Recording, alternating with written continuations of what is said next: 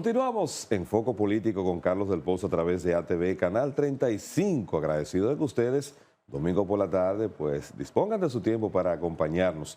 Nosotros ahora vamos a conversar con un conocedor de la gestión municipal, los gobiernos locales, porque es importante evaluar cómo está estructurada nuestra ciudad, si los problemas que estamos confrontando pueden ser mejorados, si estamos condenados a padecerlo para siempre. Son de las interrogantes que uno le asaltan constantemente, pero sobre todo yo quiero hablar un poco de los desechos sólidos y el fideicomiso que se ha establecido para gestionar ese proceso tan importante, que sigue siendo un dolor de cabeza para nuestras ciudades. No solamente el Distrito Nacional, sino a nivel del país hay una gran debilidad con ese tema. Vamos a conversar con el abogado y también conocedor de los aspectos de la administración y gestión municipal, Víctor Félix. Hola, ¿cómo estás? Gracias por estar aquí en Foco Político. Tardes. Gracias, de verdad. Domingo, la gente viéndolo en su casa. Sí, sí. Qué mejor día para expresar y que la gente entienda lo que está pasando. Qué bueno. Víctor, uno ve en República Dominicana que el tema de la disposición final de los desechos sólidos sigue siendo un dolor de cabeza. La recolecta, pero también el destino final de estos. No vemos que se haya abierto una visión de hacer de eso una gran industria, que el ciudadano perciba que la recolección y la misma reclasificación de los desechos sólidos pues le aporta ventajas. ¿Qué pasa que República Dominicana no ha logrado avanzar? Venimos hace unos años haciendo un gran esfuerzo. Realmente hay que admitir que ha habido un gran esfuerzo. Quizás lo que ha faltado es sinergia. A ver cómo toda esa energía que se están haciendo de manera dispersa, pues la encaucemos. Hagamos de cuenta como que un troncal de una avenida, la 27 de febrero, por ejemplo, hay muchas calles que entran. Entonces, entran como de manera dispersa. Ahí confluyen en el troncal que se llama 27 de febrero. Entonces, hay que ir cerrando toda esa callecita y entrar por una sola vía. Eso pasa con el tema de los residuos. El tema de los residuos, nosotros tenemos muchas iniciativas, tanto del sector privado y el sector público ha hecho un gran esfuerzo. Pero lo más costoso y lo más tedioso es la parte de formación, la parte de educación. Que como eso no se ve, el componente político como que sí, no le atrae mucho el tema de invertir recursos en el tema de la educación, de la formación, puesto que este manejo de residuos sólidos inicia en la fuente, inicia en los hogares. Ahí es que empieza el criterio para poder conseguir que este círculo defectuoso se convierta en un círculo virtuoso. O sea que no es a partir de la labor que hace el ayuntamiento cuando pasa por el frente de las casas. Mire, lo primero, obviamente, el ayuntamiento tiene una gran responsabilidad porque a la luz de la ley 225-20, que es la ley que maneja la gestión integral de los residuos sólidos y coprocesamiento, le da la responsabilidad a los ayuntamientos, a las alcaldías, el manejo de los residuos domiciliares. O sea, todo lo que botan basura en las casas, usted, yo, todo lo que nos están viendo en sus hogares, el ayuntamiento es responsable de esos desechos sólidos que manejan los domicilios, las casas. Y pues hay otras instancias como los residuos peligrosos, los comerciales, que tienen un componente, vamos a decir, medioambiental mezclado con un tema de salud, como el tema de las clínicas.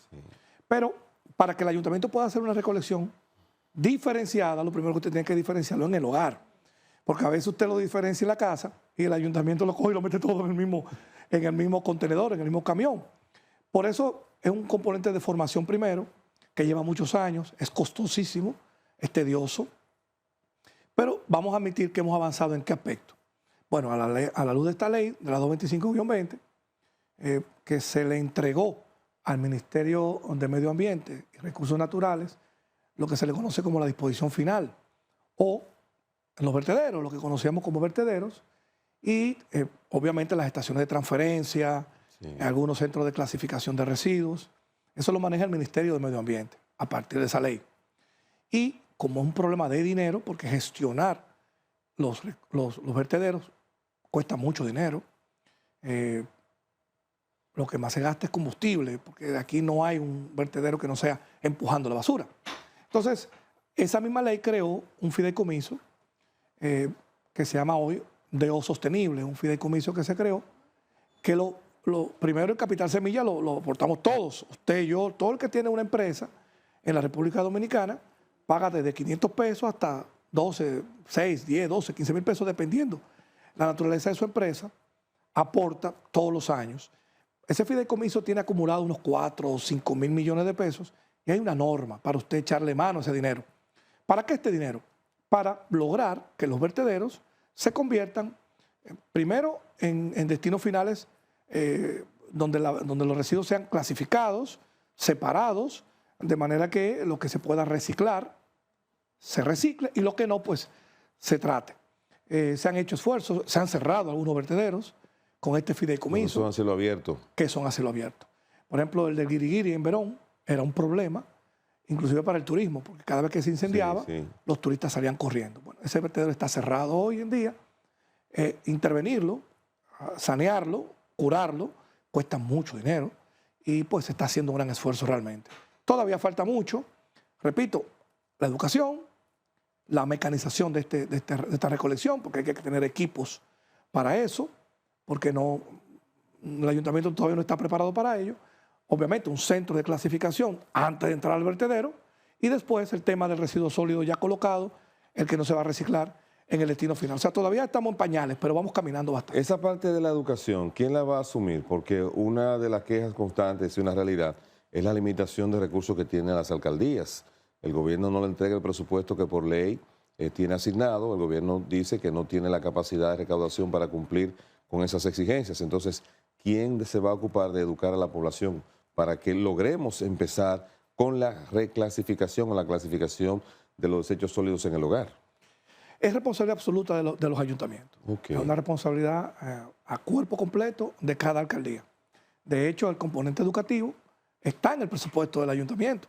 Si bien es cierto que también es una gran parte de responsabilidad del sector privado en el tema de las escuelas, los colegios, también es una corresponsabilidad del gobierno central, puesto que el Ministerio de Educación forma parte de este tinglado de formación que la ley indica para que los muchachos en las escuelas, pues desde allí empiecen con un criterio de cómo clasificar y cuáles son los componentes de los residuos, la basura, que se puedan o no clasificar. O sea que todo esto tiene un entramado, pero es responsabilidad absoluta de los ayuntamientos.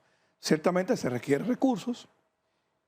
Estamos luchando ahora porque estamos tratando de ver cómo dentro del fideicomiso, pues, cogemos como un pellizquito de ese dinerito para formar también en campañas educativas, porque estos medios en los cuales estamos hoy son fundamentales. Usted se imagine que hoy domingo, que nos están viendo, aquí haya una campaña de educación de cómo separar en fuente. Claro. Hoy es un día perfecto para que la gente lo entendiera. Claro. O sea, que eso va a venir muy pronto también. Tengo entendido que se está haciendo un gran esfuerzo.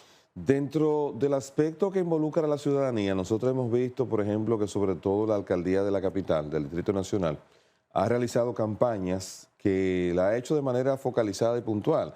Recolectar plásticos, por ejemplo, por juguetes, recolectar plástico a cambio de útiles escolares.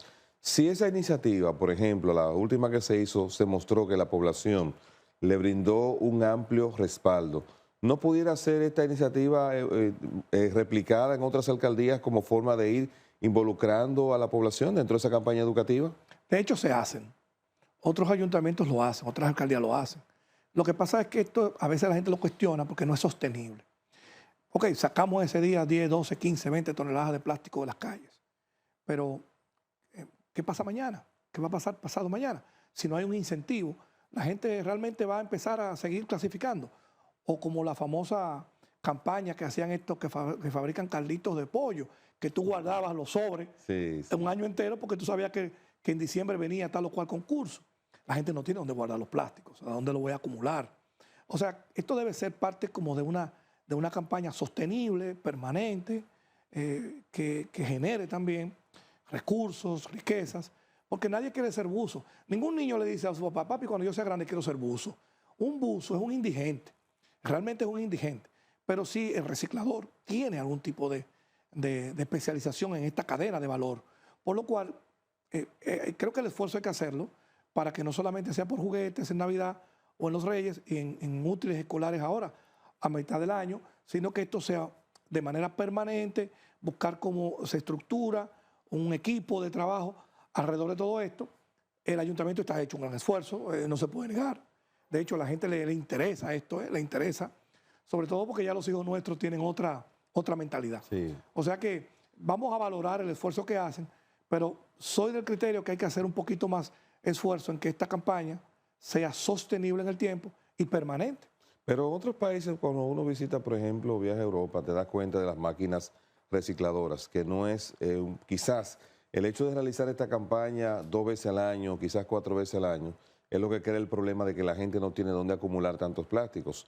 Pero si se comienzan a hacer pequeñas campañas diarias y crear lugares donde la gente lo pueda ir llevando y de alguna manera, pues eso pudiera viabilizar, porque hay otra realidad que no podemos sustraernos. Cada vez que llueve, señores, en la ciudad de Santo Domingo, en cualquier pueblo ya, tú ves que los ríos, al final de cuentas, y las playas nuestras terminan cargadas de esos materiales plásticos. ¿Qué se ha pensado, alguna iniciativa que tú conozcas con los fabricantes de plástico para que ellos de alguna manera también puedan sumarse a resolver esa situación? De que se puedan hacer plásticos no de un solo uso, sino que puedan darle diferentes usos y ellos también intervenir en ese proceso. La plataforma industrial dominicana está preparada 100% para utilizar todos los productos que nosotros producimos como basura. Okay. Todos. De hecho, nosotros estamos dentro de los países, dentro del ranking de los países que mayor residuos producimos per cápita. Nosotros estamos produciendo entre alrededor de 2 kilos de basura por ciudadano. O sea, eso es un número de país desarrollado. Sí. O de países en desarrollo, sí. No de países de la región. En desarrollo, sí. No de la región. Nosotros somos una potencia dentro de la región. De hecho, por eso es que nos agrupan con Centroamérica. Sí, o sea, sí. En temas económicos nos ablocan con Centroamérica porque los países del Caribe no nos alcanzan. La ley está ahí. Carlos, la ley dice que por cada tonelada se le da por residuos y por plástico entre 600 y 1.200 pesos por toneladas. O sea que los centros de clasificación de residuos, la ley lo contempla. Lo que pasa es que todavía parece que el número no es tan atractivo por el volumen para que esto se compre, sobre todo que China dejó de comprar ya los plásticos sucios, los quieren limpios. O sea, que se requiere una fuerte inversión al inicio, pero el precio de 600 pesos por toneladas no es malo. Y 1.200 en el manejo de los residuos en vertederos tampoco es malo. O sea que creo que en el fideicomiso se han presentado algunos proyectos. Sí. Y se van a aprobar en los próximos días algunos de esos proyectos. Otro tema importante que no puedo dejar de abordar contigo, Víctor, es la situación del flujo del tránsito. Sí. Todos los días, mañana, tarde o noche, estamos presos dentro de nuestros vehículos por unas 2 horas. Ocurrió un acontecimiento también la semana pasada. Los semáforos fueron afectados por un conflicto que hay con una empresa que tiene el contrato. Entonces, ¿qué hacer? ¿Se puede gestionar de alguna manera, sobre todo el Gran Santo Domingo, comenzar con un plan piloto? ¿Cuál es la visión que tienen, por ejemplo, las personas como tú que tienen experiencia de eso que estamos sufriendo y experimentando, sumado a los accidentes de tránsito? Primero es que nos podemos dar cuenta que la planificación, la prevención es tan o más importante que la tecnología. Nosotros no tenemos un plan en la capital dominicana. O sea, no hay un plan de contingencia para que estas cosas sucedan.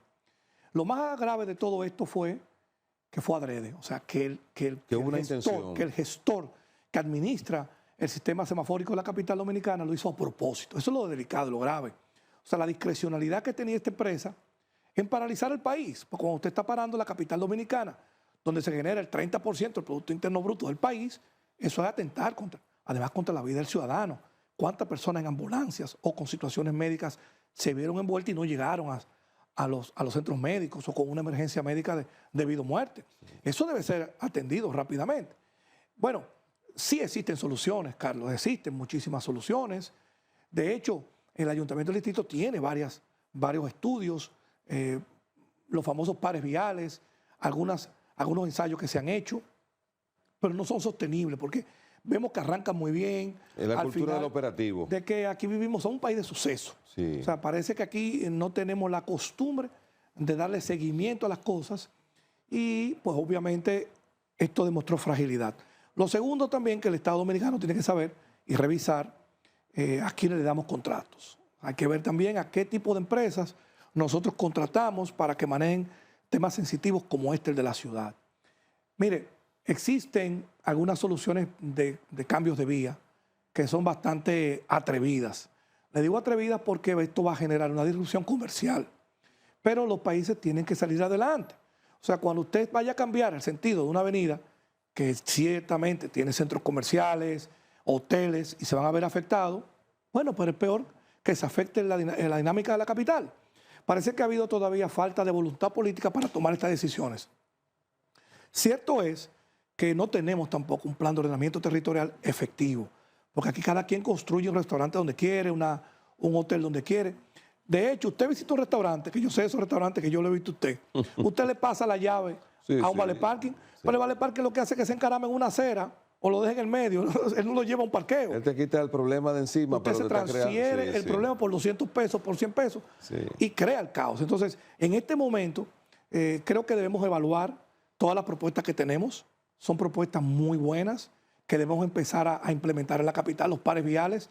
Y en el tema del tránsito, cuando salgan estos desórdenes, pues tenemos que estar preparados con un plan de contingencia con el tema de la MED o de la DGCET, como se llama ahora, y también donde el mismo órgano rector del tránsito tenga la capacidad en un momento determinado de controlar también la tecnología que tenga disponible la capital. Sé que la alcaldesa actual parece que va a tomar unas medidas en los próximos días que no van a ser muy buenas, con algunos cambios de vía, pero va a ser a largo plazo. El tránsito no se mide en un año. Los problemas de tránsito, de los accidentes, 10 años, 15 años. O sea que vamos a empezar a ver resultados en unos 3 o 4 años. Bueno, Víctor, vamos a un contacto de publicidad y ya regresamos con esta interesante conversación, porque mencionaste una palabra, que hablaste de planificación, y hay un aspecto que de eso quiero que, si tienes alguna experiencia, que me la puedas compartir. Así que ustedes, por favor, no se vayan, que estamos abordando un tema muy interesante sobre las cosas que nos afectan a los ciudadanos. Estamos en el Gran Santo Domingo y el Distrito Nacional. Ya volvemos.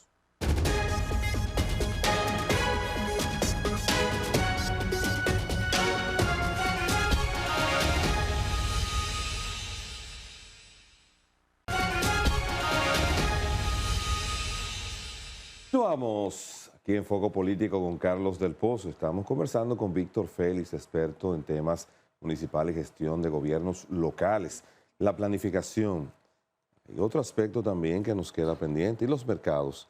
¿Qué pasa con los mercados públicos, sobre todo en el Distrito Nacional, el tema de la insalubridad, el tema de ese tratamiento hasta medieval, si se quiere, que seguimos teniendo en un área tan importante para la salud del dominicano, como son pues el manejo y gestión de los alimentos? Mire, la decisión más impactante dentro de nuestro criterio de desarrollo del territorio en la capital dominicana, el más impactante ha sido la creación de un fideicomiso para la transformación y mejora de los mercados de Santo Domingo. Ese fideicomiso para el desarrollo de los mercados lo acaba de lanzar el gobierno, el presidente Abinader. Conste que en algunos temas políticos no somos afines, pero en estas decisiones que ha tomado, sobre todo con el fideicomiso para los mercados, ha sido impactante. ¿Por qué? Porque va a haber un impacto en el desarrollo urbano en varios aspectos. Primero, en el desarrollo comercial. Segundo, en el cultural y el turístico. Y usted me dirá, Víctor, ¿cómo cultural y turístico? Porque el comercio se entiende. Sí. Intervenir el mercado, como el mercado de la Duarte, que nadie ha podido con él. De hecho, es propiedad del Ayuntamiento del Distrito. El Ayuntamiento no ha podido tampoco con eso de manera histórica. El alcalde anterior, Roberto Salcedo, a través de unos mecanismos de inversión que hicieron, se logró algunos mercados como el de Villaconsuelo, etcétera, que se remodelaron. Pero el de la Duarte, nadie ha podido con eso. Entonces ahora viene y lanzan el fideicomiso para invertir en el mercado. Y usted me dirá, Víctor, ¿qué está en el cultural? Bueno, ¿qué te pasa con el mercado de la Mella?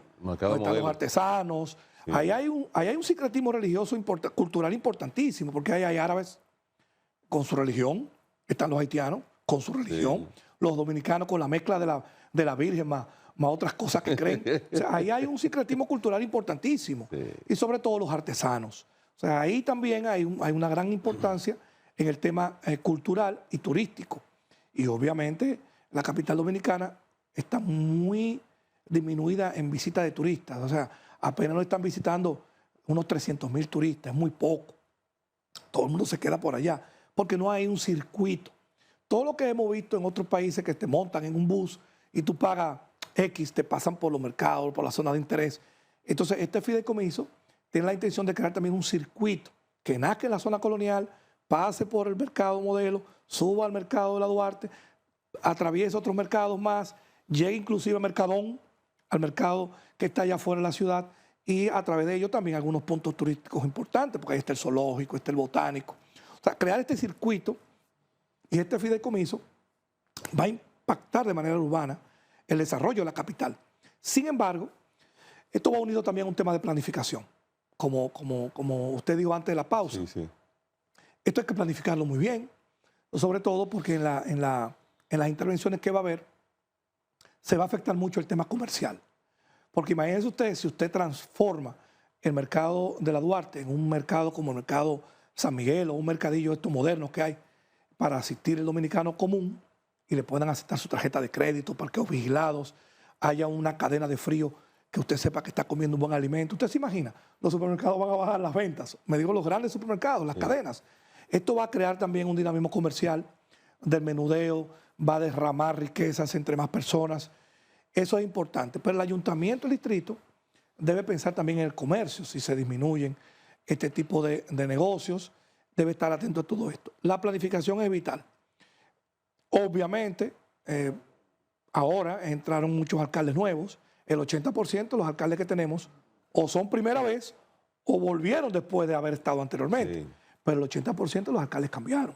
Entonces, el primer presupuesto que van a manejar realmente su visión lo van a aprobar en estos días. Mira, el tema de la planificación, yo quisiera saber si, como has tenido contacto con tantos gobiernos locales, con alcaldías, pues a nivel del país, si en algún momento la gestión de riesgo ha sido un elemento a tomar en cuenta por las alcaldías, porque partiendo del acontecimiento desagradable que vivimos los dominicanos aquí en el Distrito Nacional, cuando hubo la interrupción programada o maliciosa de los semáforos, se tardó la autoridad gubernamental en dar respuesta. O sea, vimos una DGCET que no pudo estar en poco tiempo en los puntos críticos.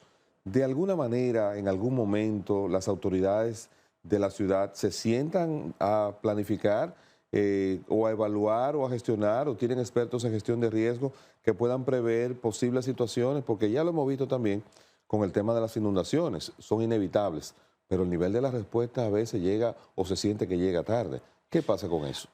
Hay una ley de gestión de riesgo en donde determina que hay unos comités que son comités PMR, prevención, mitigación y respuesta. Los que dirigen estos comités son los alcaldes. Lo que pasa es que en el Distrito Nacional, como en otros países, pero en otras ciudades, solamente lo activan cuando hay temporadas ciclónicas, cosas de naturaleza. Pero obviamente lo que pasó con el trancón que hubo en la capital la semana pasada, ojo, que empezó desde el miércoles, fue escalado, miércoles, jueves y el viernes, pues colapsó la capital. Existe un riesgo y eso está contemplado en la ley. Obviamente debió la alcaldesa activar el comité PMR para prevenir, mitigar y responder en esas respuestas de riesgo que tuvimos. Pero la alcaldía no tiene el control del tránsito. Obviamente eso, que no. Eso lo tiene el Intran. Ahí está, ahí vamos. Simplemente tiene coordinación coordinadora, que ese es el problema que venimos, con unos años que le han ido quitando autonomía a los ayuntamientos. Sí. El alcalde lo que tiene es simplemente un papel de coordinador, o sea, de coger un teléfono y llamar al de los bomberos, llamar al de la DGCEP, a la policía o a quienes tengan que ver con el riesgo y pedirle una colaboración. Aunque ella lo convoque, no tiene la capacidad, la alcaldesa, de gestionarlo, no tiene la capacidad interventora, no tiene inclusive la autoridad solamente para coordinar, porque estos son organismos inclusive nacionales, porque el jefe de DGCEP es el jefe de la policía. Sí. Ella no tiene esa competencia. Entonces, parece que no había un plan. No había un plan, puesto cuando llamaron al director de DGCEP por teléfono, yo le escuché en un programa de radio decir, bueno, ¿qué pasa en el Intran? No sé. Él dice, yo no me puedo responder por mis muchachos que están en las esquinas, pero los culpables no somos nosotros. Y así se fueron pasando la pelota y nadie asumió hasta que nos enteramos el martes que hubo una felonía, una traición de una persona, de un equipo, una empresa que contrató. Pero que le habían supuestamente suspendido el contrato y seguía operando. Es correcto, porque no hay tampoco vigilancia. Sí. Mire, lo más preocupante de esto, se lo dije hace un ratito, es que lo hizo aviesamente, lo hizo adrede. Y eso es peligroso. Cuando usted dice, bueno, no me pagan o me están haciendo un chantaje y paralizar el país. Creo que van a venir consecuencias, porque de hecho, quiero felicitar al director del Intran, al ingeniero Milton Morrison, porque él Asumió de manera valientemente, responsable, sí, lo lo asumió con asumió, le dio la cara al país Sí. y anunció la anulación o la rescisión de ese Sí, contrato, sí. No, y que el Intran Inclusive- pasaba a asumir el control entonces. estableciendo responsabilidades, Sí, claro. cosa que en este país la gente no le gusta mucho. Se cuida mucho de Y eso. él, sin embargo, pues lo hizo bien. Yo creo que hay que planificar bien el tema. De hecho, nosotros estamos en la ruta de los huracanes. Para nosotros, una ruta de huracanes significa que todos los años, toda la vida, mientras tengamos país, van a haber fenómenos climatológicos sí, sí. y no vemos una ruta de evacuación. En todos los países que usted va, en condiciones como la nuestra, usted ve señalización que dice ruta de escape por aquí. Aquí no tenemos una ruta de escape, o al menos no está señalizada. Bueno, hay otro aspecto también que es para evaluar, o sea, en los planes de las alcaldías, y estamos hablando del Distrito Nacional, que es la que más nos impacta, donde estamos. Se habla siempre de cambiar el sentido de las vías para mejorar el flujo de tránsito. Yo no descarto de que eso pueda ser una solución, pero hay una realidad que está por encima de eso, y es la cantidad de vehículos que tenemos transitando a todas horas del día en la ciudad de Santo Domingo. Todos los años hay feria de vehículos, todos los años hay importaciones de vehículos mayores. Sin embargo, la salida del sistema de esos vehículos no se visualizan. El transporte, en vez de colectivizarse, se sigue individualizando ante esa realidad. Entonces, ¿tendrá sentido que se involucre la alcaldía en cambiar sentidos a las calles de la ciudad? Sí, mire, lo que usted acaba de decir es lo fundamental. La única forma de resolver el problema del transporte en la capital dominicana es colectivizar el transporte público. Es la única manera. De hecho, los planes están allí. El cambio de sentido de algunas vías va a tener un alto costo político y comercial en su inicio, porque habla de cambiar la avenida Abraham Lincoln, la avenida Winston Churchill en sentidos de vías, la avenida Gustavo Mejía Ricard, cambiar algunos sentidos de vía, la misma Ortega Gasset, cambiarla en algunos sentidos, la Tiradentes, que sea una subiendo, la otra bajando. O sea, hay una serie de estrategias que hay que tomar más tarde que temprano.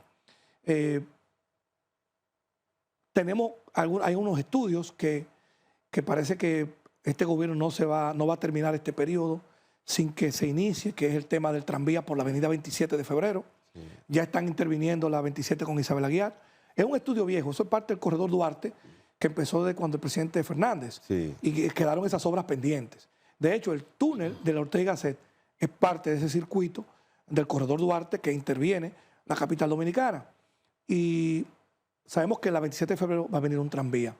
De hecho, ha funcionado muy bien el entregarle a los sindicatos, a los que eran sindicatos ahora, que son corporaciones de transporte privado. Los corredores. Que siempre fueron así. Sí. Ahora tienen el nombre real a los corredores para que ellos los operen. El de la Núñez de Cáceres está funcionando bastante bien. Todavía el de la Charles de Gaulle tiene algunos problemas por el tema de los políticos, de los sindicatos que están allí. Pero el cambio va a ser dramático, obviamente. ¿Está dispuesta las autoridades de la ciudad a asumir ese costo político? Eso es lo que no sabemos. De hecho, el tema de los parqueos, fíjese que se ha detenido, sí, porque el tema del fideicomiso para los parqueos no ha ido muy bien, porque no es muy lucrativo. Cuando usted ve que un parqueo, usted le da 100 pesos y se va a quedar ahí el día entero, un estacionamiento, sobre todo como el de la feria, parece que a la gente no le interesa. El gobierno hizo el dinero, puso el primer dinerito, pero no lo terminan, porque nadie lo quiere. Eso tiene que ser algo, tenemos que asumir los primeros años, el gobierno tiene que asumir esto por un tema de orden público. La gran pregunta seguirá siendo ¿cuándo?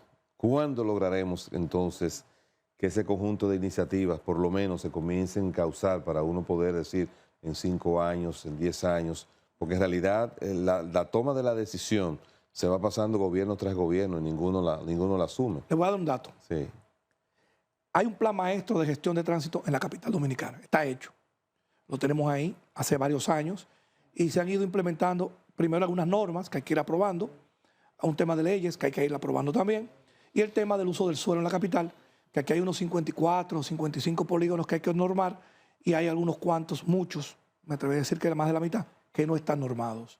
Entonces, para que podamos ir cambiando ese sentido de algunas vías e interviniendo y tomar decisiones de costo político, falta todavía un trayecto de normativas. Pero le voy a dar una buena noticia. Según hemos estado atrasados, apenas un 20% que se ha ido desarrollando, un 80%. Sin embargo, ese 20% que estoy diciendo que hemos avanzado, ha avanzado en los últimos 5 años. O sea que estuvo parado muchos años, ya dimos un salto. Qué bueno. En los próximos meses va a haber algunos cambios, como le dije. Algunas personas que están cerca de la alcaldesa la han tratado de convencer de que lo que vaya a hacer lo haga ahora, para que se vaya viendo resultados y no tenga costo político tan caro cerca de las elecciones, porque ya tiene algún tipo de aspiraciones, sino que vayamos viendo las cosas poco a poco. O sea que a mediados del año que viene, que tengamos ya algunos estacionamientos, algunos cambios de vía resueltos en la capital, creo que vamos a empezar a ver resultados, sobre todo con la construcción del lo que van a estar el 27 de febrero, un monorriel o una especie de tranvía. Bueno, Víctor Félix, abogado, gran conocedor de los temas municipales, de los gobiernos también locales, en la visión de ciudad y una experiencia que la ha demostrado en esta conversación, ha estado con nosotros, nos deja aquí con un poquito de esperanza. Así también se alimenta la esperanza nuestra de que usted continúe con Foco Político, con Carlos del Pozo, que todavía nos queda pues mucho contenido.